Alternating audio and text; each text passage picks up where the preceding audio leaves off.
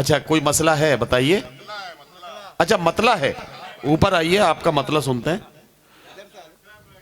और ये मतला अगर जाहिर है कि हरदोई के बच्चे अगर मतला कहने लगे हैं या मतला सुनाने लगे हैं तो इसका मतलब ये है कि अब हमारी मेहनतें वसूल हो रही हैं और हमारी मेहनतें कामयाब हो रही हैं। तो बच्चे, बेटे क्या नाम है आपका? दीपक कुमार। ये दीपक कुमार के लिए पहले दुआओं वाली, आशीर्वाद वाली तालियां बजा दीजिए, इस बच्चे का हौसला बढ़ा दीजिए ताकि ये अब पूरी हिम्मत के साथ आपकी खिदमत में वो सुनाए जो सुनाना चाहते हैं। बेटा सुना दो कुछ। कि झूठों के शहर में भी सच्चे आने लगे, ओए बेटे वाह। आशिकों की महफिल में भी बच्चे आने लगे। बेटे कि झूठों के शहर में भी सच्चे आने लगे, आशिकों की महफिल में भी बच्चे आने लगे।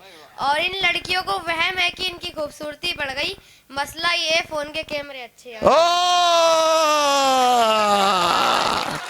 अरे वाह वाह वाह वाह वाह वाह वाह, अरे वाह वाह वाह वाह वाह।